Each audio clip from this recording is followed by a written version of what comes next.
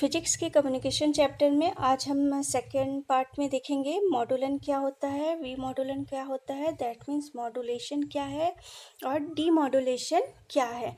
Modulation में हम देखते हैं कि इसके पहले जब मैंने आप लोगों को ब्लॉक डायग्राम बताया था तो उसमें मॉड्यूलेशन, डी मॉड्यूलेशन इन दोनों ही टर्म्स को मैंने यूज़ किया था। उन दोनों ही टर्म्स को मैंने आप लोगों को इसमें भी समझाया था।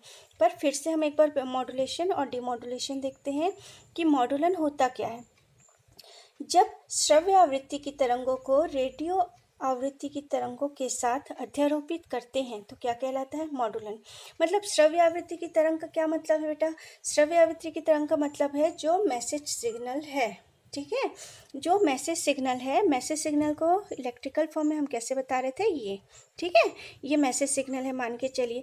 जब हम मैसेज सिग्नल को भेजते थे, ठीक है, मॉड्यूलेशन में वो क्या होता था, एक हाई फ्रीक्वेंसी के सिग्नल के साथ वो क्या होता था, मर्ज होता था। मर्ज होने के बाद वो दोनों ये क्या करता था, हाई फ्रीक्वेंसी के सिग्नल इस इलेक्ट्रिकल सिग्नल को क्या करता था, कैरी करके आगे ले जाता था, ठीक है, तब वो ट्रांसमिट होता था, ठीक है। तो ये जो ये वाहक से इसको क्या बोलते हैं, एक तरह से हम लोग क्या बोलते हैं, वाहक सिग्नल, ठीक है, कैरियर वेव, ठीक। वाहक सिग्नल या कैरियर वेव जो है इसको क्या करेगा, इसी को हम क्या बोल रहे हैं, रेडियो आवृत्ति की तरंग, ठीक है। रेडियो आवृत्ति की तरंग या हाई फ्रिक्वेंसी तरंग या वाहक सिग्नल बोल सकते हैं आप। तो ये सारे जो वर्ड्स हैं ये क्या करता है, जो श्रव्य आवृत्ति की तरंग या इलेक्ट्रिकल सिग्नल जो है उसको क्या कर रहा है, कैरी कर रहा है अपने साथ, जब लेके जा रहा है तो वो क्या होती है, मॉड्यूलेशन कहलाता है। That means this is modulation. Clear, ये है मॉड्यूलेशन। अब वी मॉड्यूलेशन क्या है, जब इस फ्रीक्वेंसी को ट्रांसमीटर जो सेकेंड एंटीना है, रिसीवर एंटीना, वो इस सिग्नल को जो मॉड्यूलेशन में ये दोनों मिक्सअप होके पहुँचे थे, ठीक है, जब रिसीवर एंटीना इसको क्या करेगा, कैच करेगा, तो कैच करेगा तो हमारी एक्चुअल सिग्नल क्या है, ये, ठीक है। तो रिसीवर एंटीना जब इसको कैच करेगा तब इस सिग्नल को वापस क्या कर देगा, हटा देगा, ठीक है। तो यही जो क्रिया है वो क्या कहलाती है, डीमॉड्यूलेशन। दैट मीन्स क्या बता सकते हैं हम लोग, मूल संदेश सिग्नल या श्रव्य आवृत्ति की तरंगों को उच्च आवृत्ति वाली वाहक तरंगों से अलग करना क्या कहलाता है, विमॉड्यूलन या डीमॉड्यूलेशन। मतलब जो उच्च आवृत्ति की वाहक तरंग थी, मतलब ये, उसको हमने क्या कर दिया, सेपरेट कर दिया, अलग कर दिया, तो हमें बस मिला क्या, ये जो एक्चुअल में भेजा गया था वही एक्चुअल में हमको मिलना चाहिए, तो वो प्रोसेस क्या कहलाता है, डीमॉड्यूलेशन, ठीक है। तो मॉड्यूलेशन और डीमॉड्यूलेशन की आवश्यकता पड़ती क्यों है बीच में, ठीक है। हम एंटीना डायरेक्ट लगा दिए, एंटीना से ही डायरेक्ट रिसीवर तक क्यों नहीं जाता, ठीक है। तो रिसीवर तक क्यों नहीं जाता, बीच में प्रोसेस क्यों होता है, उसके लिए है कि क्यों होता है, उसके लिए आगे मैं बता रही हूँ कि फर्स्ट है इसकी आवश्यकता क्यों पड़ी। कम आवृत्ति के संदेश सिग्नल, ठीक है, जो मैसेज सिग्नल है उसकी आवृत्ति क्या है, फ्रीक्वेंसी यदि कम है, ठीक है, तो प्रसारित करने के लिए लंबे एंटीना की आवश्यकता होती है, ठीक, जो कि पॉसिबल नहीं है। कैसे पॉसिबल नहीं है, यदि मान के चलिए मैं यदि बोल रही हूँ तो आवाज़ धीरे जा रही है, यदि कोई बच्चा बोल रहा है आवाज़ धीरे जा रही है, उसको मुझे बहुत दूर तक पहुँचाना है, ठीक है। तो पहुँचाना है तो क्या होगा, लंबे एंटीना लगाना पड़ेगा। कितना लंबा एंटीना लगाना पड़ेगा, वो उसकी वेवलेंथ के ऊपर डिपेंड करती है, ठीक है।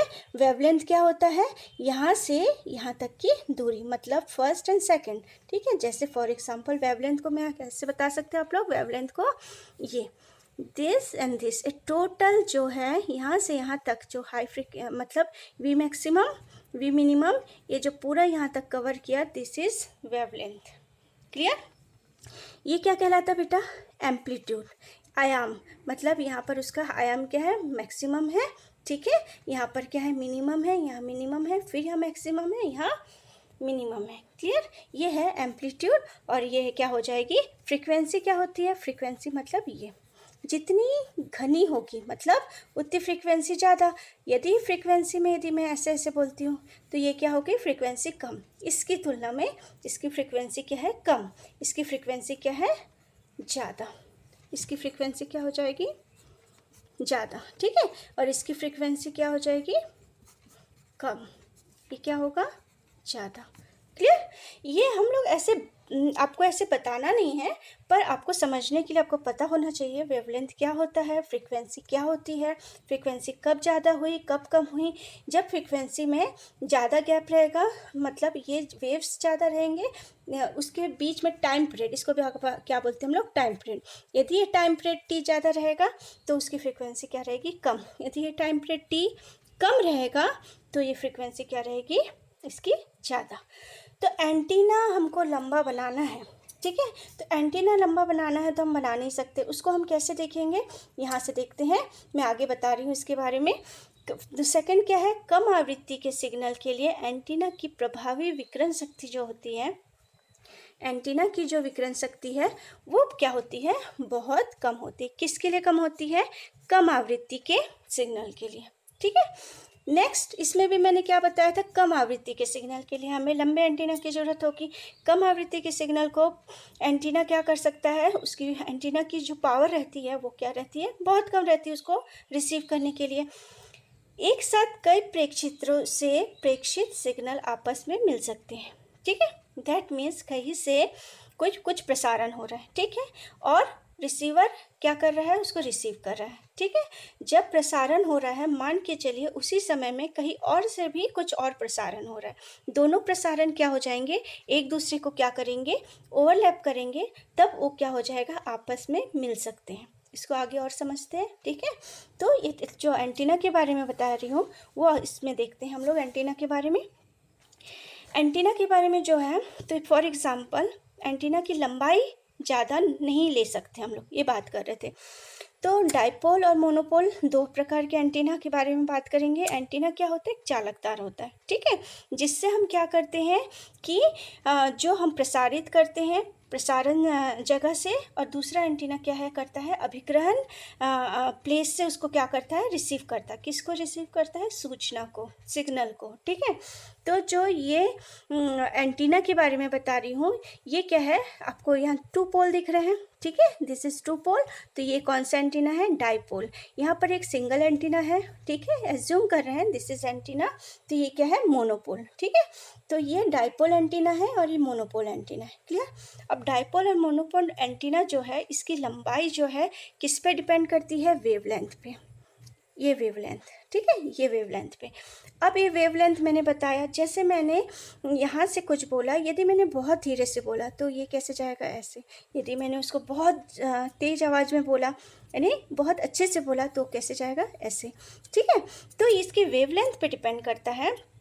तो जो वेवलेंथ है किस तरह से हम बताएंगे, डाइपोल एंटीना की वेवलेंथ जो होती है कैसे हम बता सकते हैं, लंबाई उसकी λ/2, और मोनोपोल की क्या होती है, λ/4, क्लियर। इसको लेस देन इक्वल टू भी बता सकते हैं, ठीक है, या इक्वल टू λ/2 λ/4 भी बता सकते हैं।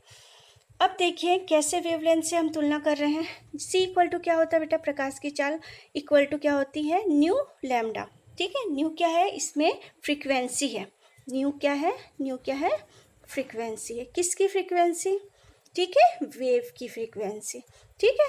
लैम्डा क्या है बेटा, लैम्डा क्या है, वेव की वेव लेंथ, किसकी वेवलेंथ, वेव की, ठीक है ना, वेव की वेवलेंथ, ठीक है, जो हम तो पूरे वेव की ही बात कर रहे हैं, ठीक है। तो इसमें c क्या है, या तो हम इसको प्रकाश की चाल बोल सकते हैं, या तो इलेक्ट्रोमैग्नेटिक वेव भी बोल सकते हैं। अब जो है रेडियो तरंग की भी बात कर सकते हैं। अब ये क्या है, जो प्रकाश की चाल, इससे हम लोग लैम्डा कैसे निकालेंगे, वेवलेंथ कैसे निकालेंगे, lambda equal to c/v। c क्या है, 3 × 10⁵ किलोमीटर प्रति सेकेंड, ठीक है। यहाँ पर हम डाइपोल एंटीना में एग्जाम्पल किसके बारे में बोल रहे हैं, यदि हम कुछ बोल रहे हैं, ठीक है, यदि हम कुछ बोल रहे हैं तो वो किस टाइप से जाएगा, उसका हर्ट्स क्या होता है, 300 हर्ट्स से कितना तक होता है, 3100 हर्ट्स तक होता है, ठीक है। यदि इतने हर्ट्स तक इसका रेंज होता है, ठीक है, इसका रेंज जो हो रहा है, तो इस रेंज के अंदर मान के चलिए एंटीना क्या रिसीव किया, इस रेंज में 3000 हर्ट्स को रिसीव किया। 3000 हर्ट्स को जब रिसीव करेगा तो उसका वेव क्या हो जाएगा, फ्रीक्वेंसी क्या बोल सकते हैं हम लोग, ठीक है। रेंज क्या बोल सकते हैं, फ्रीक्वेंसी न्यू इक्वल टू क्या हो जाएगी 3000 हर्ट्स। 3000 हर्ट्स को हम क्या लिख सकते हैं 3 × 10⁻³ सेकेंड इनवर्स। ठीक है, इसमें सेकेंड इनवर्स कट गया और ये कटा, यहाँ से कटेगा तो ये क्या बचेगा 5, दैट मीन्स ये भी कट गया तो क्या बचा 10⁵ मीटर। कैसे लिख सकते हैं 5 0 ऐड करना 1 2 3 4 5 क्या हो गया इसमें 1,00,000 मीटर, या इसको हम लोग किलोमीटर में चेंज करेंगे तो क्या करेंगे डिवाइड करेंगे तो ये क्या हो जाएगा 3 कट जाएंगे तो 100 किलोमीटर। ये तो हमने वेवलेंथ निकाला, चाहे मीटर में हो या किलोमीटर में हो, क्लियर। पर इससे एंटीना की लंबाई को कैसे बता सकते हैं कि एंटीना की लंबाई क्यों पॉसिबल नहीं है लंबा बनाना। ठीक है, अब देखिए एंटीना की लंबाई के लिए लंबाई इक्वल टू क्या है λ/2। तो लैम्डा क्या निकाले थे हम लोग इतनी फ्रीक्वेंसी के लिए, जो मैंने ये फ्रीक्वेंसी आपको बताया 3000 हर्ट्ज़ के लिए, इस सब के लिए अलग अलग होती है रेंज। ठीक है, तो यहाँ पर L इक्वल टू क्या होगा ये मैंने बताया है। ठीक है, 1,00,000 metre upon 2 that means 50,000 metre. यानी हमको क्या चाहिए बेटा कि 50,000 मीटर का हमको क्या चाहिए एंटीना बनाना पड़ेगा, जो पॉसिबल है नहीं है। ठीक है, इकोनॉमिकली भी नहीं है, ठीक है, ऐसे भी नहीं है। यदि इकोनॉमिकली भी कोई फंड्स प्रोवाइड करता होता है तब भी एरिया वाइज वो नहीं पॉसिबल है, बहुत सारी हमको सुविधाएं देखनी पड़ती है।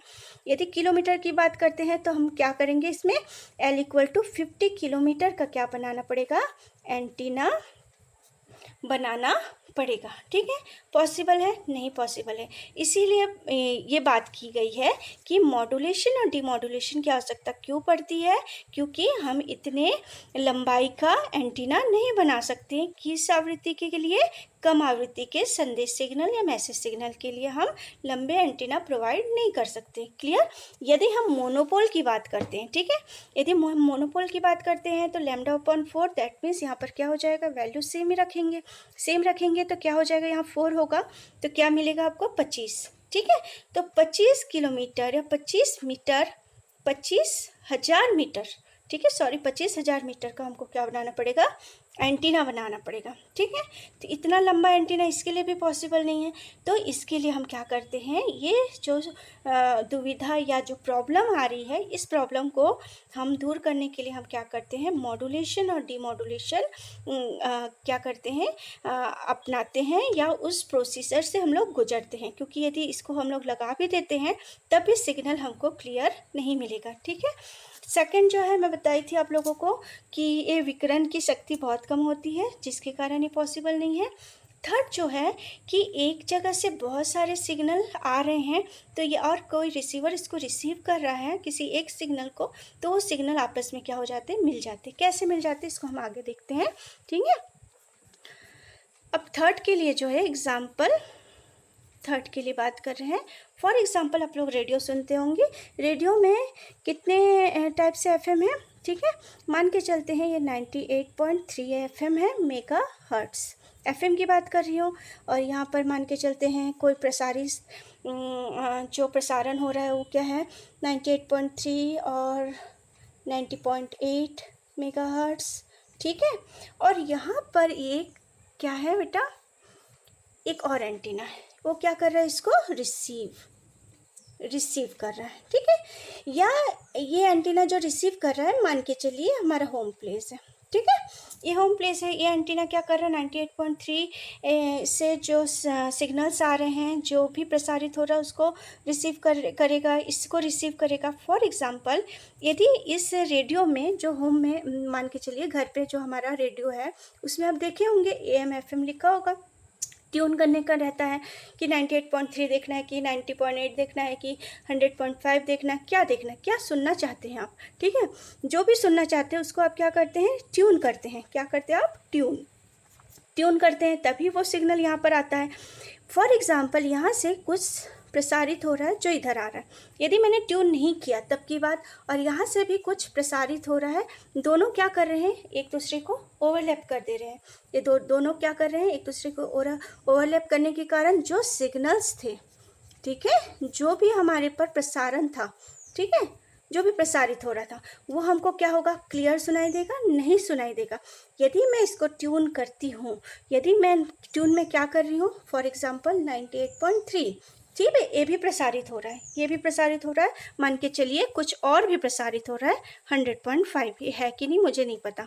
ठीक है, फॉर एग्जांपल 100.5 भी प्रसारित हो रहा है, पर मैंने क्या किया है, मुझे 98.3 ही सुनना है, तो मैंने उसको ट्यून किया, तो मेरा एंटीना जो हमारे घर का जो है रेडियो का जो उसमें जो एंटीना प्रोवाइड होगा, ठीक है, उसमें जो सिग्नल्स मैंने ट्यून किया है, ट्यून करने के कारण हमारा रेडियो क्या कैच करेगा, 98.3 को ही कैच करेगा। इसको 90.8 या 100.5 से जो भी प्रसारित हो रहा है उसको कैच नहीं करेगा। क्लियर?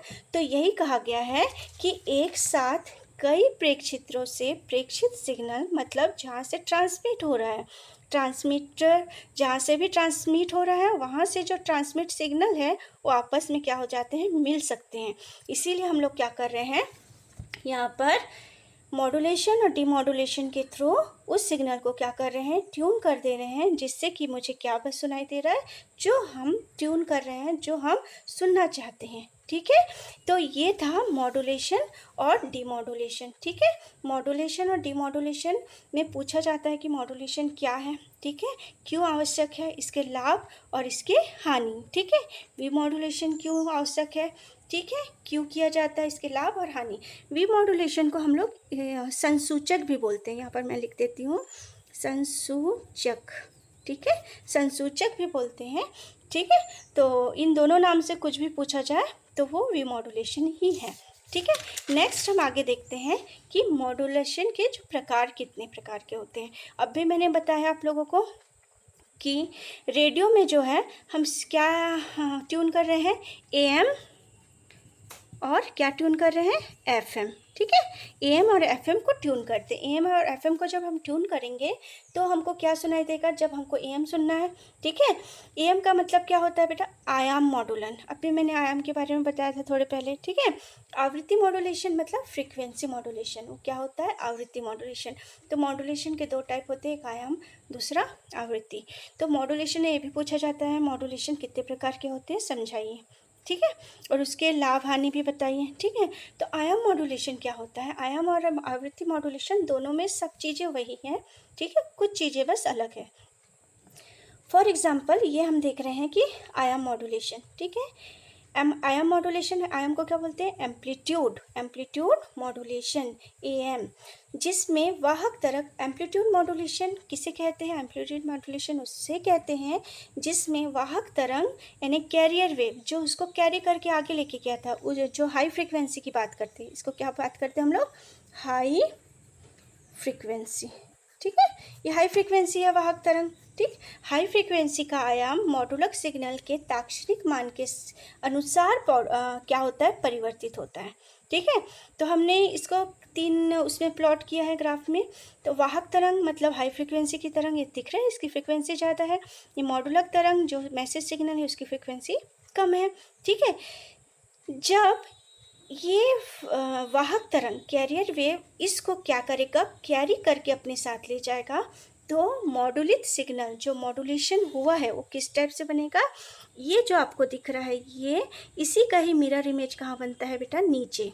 ठीक है, इसी का ही मिरर इमेज नीचे बनेगा, देन ऐसे, देन ऐसे।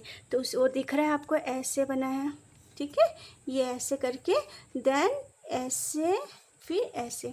तो ये बना कैसे, इस तरह से कैरी करके उसको लेके जाता है। कैरी करके जब लेके गया तो यहाँ पर आपको दिख रहा है, इसके यहाँ पर आयाम क्या है, ज़्यादा है। ठीक है, यहाँ आयाम क्या है, ज़्यादा है, यहाँ पर आयाम क्या है, कम है। तो यहाँ पर क्या है, इसकी फ्रीक्वेंसी थोड़ी क्या रहेगी, इसकी लेंथ क्या रहेगी, थोड़ी कम। यहाँ पर आपको दिख रही है इसकी लेंथ क्या है, ज़्यादा। ठीक है, इस तरह से उसको कैरी करके ले जाता है। तो जब भी आयाम मॉड्यूलेशन पूछा जाए तो वाहक तरंग, मॉड्यूलक सिग्नल, ये तो वही रहेगा, फ्रीक्वेंसी में भी वही रहेगा, पर ये ग्राफ चेंज हो जाएगा। ठीक है, तो आयाम मॉड्यूलेशन में इस तरह से ग्राफ बनता है, जिसमें वो क्या करते हैं, उसको फ्रीक्वेंटली अपने साथ कैरी करके ले जाता है। अब हम बात करते हैं कि ये लाभ, इसकी क्वालिटी क्या है। ठीक है, क्वालिटी के मतलब इसके गुण क्या है। परंतु आयाम मॉड्यूलेशन की क्या होती है, दक्षता थोड़ी सी कम होती है, एफिशिएंसी कम होती है। ठीक है, शोर युक्त होता है, नॉइस, ठीक है।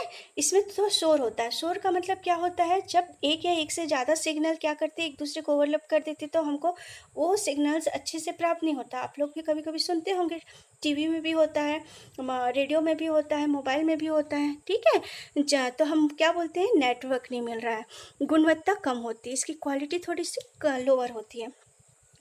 प्रयुक्त उपकरण जब एम्पलीट्यूड मॉड्यूलेशन को की बात करते हैं, जब इसके लिए सर्किट डायग्राम की बात करते हैं, तो जो सर्किट डिज़ाइन किया जाता है उसमें जो उपकरण यूज़ होते हैं वो क्या होते हैं, थोड़े से सरल। सरल का मतलब उतने कॉम्प्लिकेटेड नहीं होते हैं, ठीक है, इजी वे में होते हैं जिसको हम यूज़ कर सकते हैं, और थोड़े से सस्ते होते हैं। तो ये इसका बस एक प्रॉफिट है, ठीक है। प्रॉफिट पूछेगा तो क्या बता सकते हैं, जिसमें जो उपकरण यूज़ होता है वो सस्ते और सरल होते हैं, ईज़िली हम उसको यूज़ कर सकते हैं। परंतु बाकी सारे जो उसके नेगेटिव बातें हैं कि उसकी दक्षता कम होती है, नॉइज़ युक्त होता है, क्वालिटी कम होती है, ठीक है। इसमें प्रेक्षित शक्ति का केवल 1/3 भाग ही उपयोगी होता है। जो ट्रांसमिट हो रहा है उसमें से हम क्या कर सकते हैं, 1/3 भाग ही उपयोग कर सकते का मतलब हम सुन सकते हैं, हमारे तक पहुंचता है, ठीक है। इसी कारण तो इसमें क्या हो रहा है, नेटवर्क प्रॉब्लम हो रहा है, शोर युक्त है, ठीक है, गुणवत्ता कम है। एमएफ और एचएफ आवृत्ति परास में प्रसारण होता है, मतलब ये क्या होगा,